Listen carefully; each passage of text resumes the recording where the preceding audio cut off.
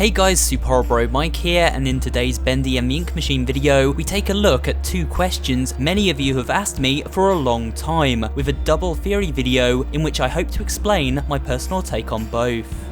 Who does the horrifying unknown voice recording found in Chapter 4 belong to? And secondly, what is the story behind the existence of the Butcher Gang, the quirky trio of enemies Henry encounters during the latter half of his journey through the studio?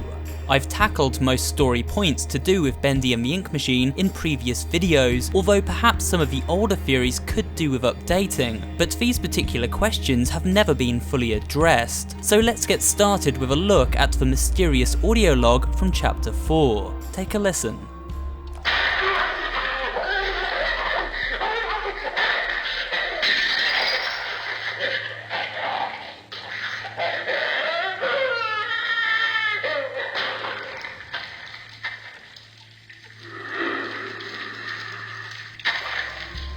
As you can hear from this recording, it appears to be someone in pain, who is being consumed and then becomes either possessed or killed by their attacker. The gasp at the end of the tape sounds very much like a searcher. Listen to this quick comparison.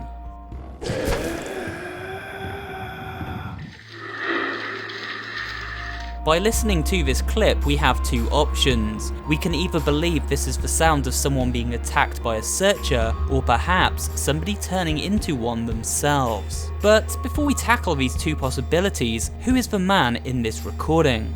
I believe this voice belongs to Grant Cohen, a worker at the studio responsible for balancing Joey's finances. He was essentially the studio accountant and, as this sign suggests, worked out of the office this audio log is found within.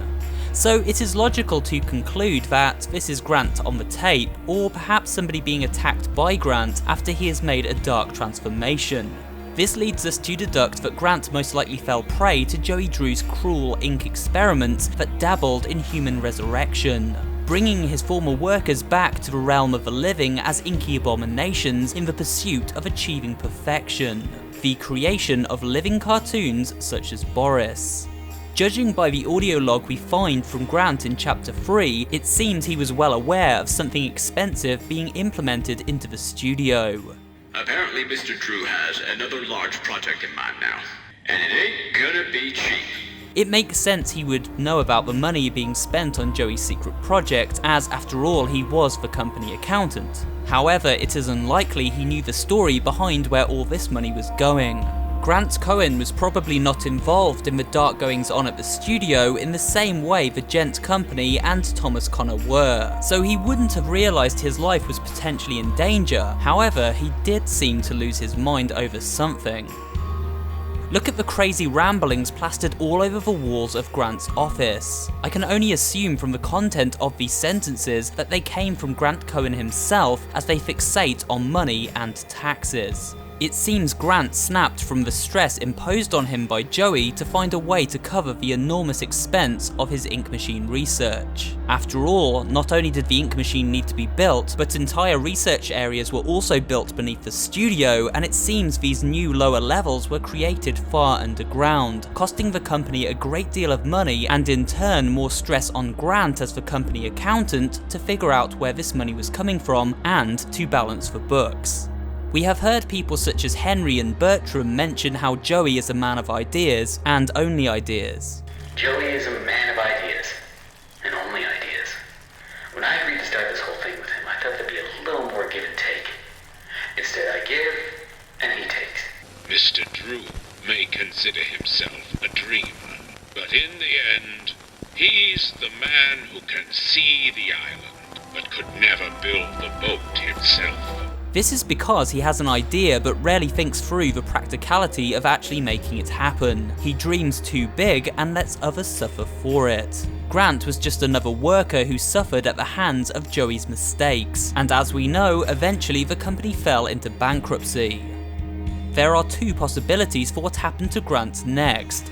Either he simply went crazy in his office and ended up attacking someone in his unhinged state, with that person then being reborn as an inky worker inside the studio due to Joey's resurrection process, or this is the sound of Grant transforming into a searcher or a lost one himself. While I do think the idea of Grant losing his mind and going on a kill-crazy rampage is fun to imagine, it doesn't really seem in character for him. What seems more likely is that after agonising over the question of how exactly the studio was constantly hemorrhaging money, Grant went to investigate and learned a little bit too much about Joey's corrupt dreams, and horrified by the discovery of these human experiments, finally tipped over the edge into madness. Joey then used him in his experiments, covering up all signs of foul play. We do see Grant's name on this coffin during Chapter 2, so it seems likely this theory is correct, and so the sound on this recorder is likely the final sound of a human transforming into an inky creation. This tape reveals the horrifying pain and suffering these workers went through during the last few moments of their life before finally being reborn from the ink. Hopefully this has answered the question of who the recording belonged to and why. Maybe you have your own theory as to the voice here. But for now, let's move on to the second half of this video where we analyse the Butcher Gang and try to explain exactly how they were created. The Butcher Gang first made their appearance in the early cartoons that came out of Joey Drew Studios in the 1930s and 1940s. We see them on posters around the studio as well as the short animation Tasty Trio Troubles. They are an odd looking bunch going by the names Barley, Charlie and Edgar. Barley is the most human and appears to be a pirate or sailor of some kind. Charlie looks monkey-like in appearance and Edgar is some kind of spider. The strange thing is they appear very different in reality than they do in the original cartoon shows. In fact, in Bendy and the Ink Machine, they even go by different names: Striker, Fisher, and Piper. Not only that, these hybrids of the original Butcher Gang are deformed, with mouths sewn onto their heads and dangling appendages. They seem really cobbled together. A far cry from the closer recreation of the two Alice Angels and the perfection of Boris, where we see an identical match with the original cartoon character. So, what's the story here? Well, first of all, let's address a question that is often asked and I feel can now be confidently answered. Do these Butcher Gang members also contain the souls of former employees at the studio? Yes. Why is that? Think back to Chapter 5 where we discover Bendy had been created without a soul and walked around as a chilling hollow vessel that creeped everyone involved in the project out. Thomas Connor reported on Bendy's creation to Joey, who said this: "Claim that your failures are because these things are soulless, then damn it, we'll give them a soul. After all, I own thousands of them."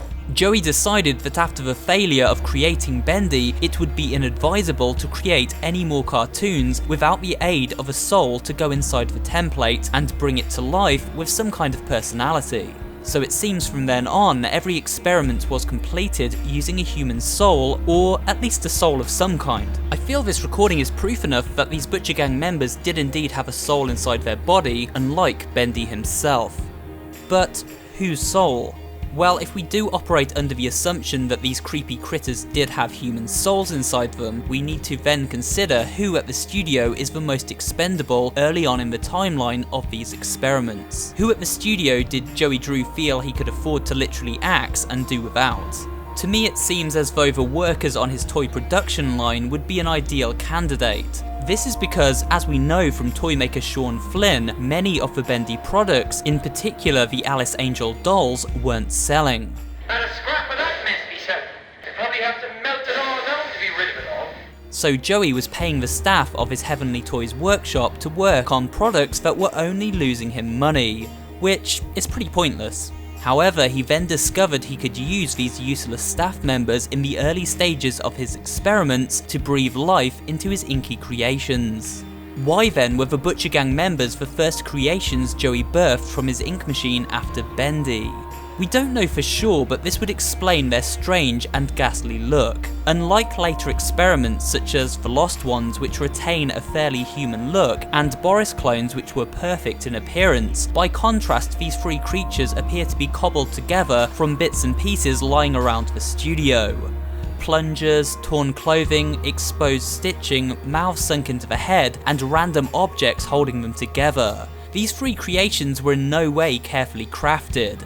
It seems almost as if Joey threw a bunch of spare junk into the template of these 3 gang members, mixed in some ink, and bonded it all together with the soul of one of his toy makers, and this was the end result. By conducting these early experiments, Joey was able to practice the process of creating from his new ink machine and bringing cartoons to life with human souls for the first time, but with none of the nuance and refinement found within those later creations. This explains who inhabits the bodies of these Butcher Gang members, why they have their strange appearance, very different from their cartoon counterparts, and their place in the timeline of events at the studio. The first creations born out of the machine following Bendy himself. I hope these answers have satisfied your curiosity, and who knows, maybe we'll find out more about this trio as Bendy continues with the Dark Revival later this year. And that's it for today's video. Please remember to give it a like if you did enjoy watching, and maybe drop a comment too, as well as subscribing to the channel and turning on notifications so you never miss an upload. This channel specializes in variety horror content, including creepypasta readings, horror gaming facts and theories, and general interest pop culture horror videos. So if you are interested in all things spooky, you'll find something to enjoy here at SuperHorrorBro. Thanks for watching, and I will see you on the next video.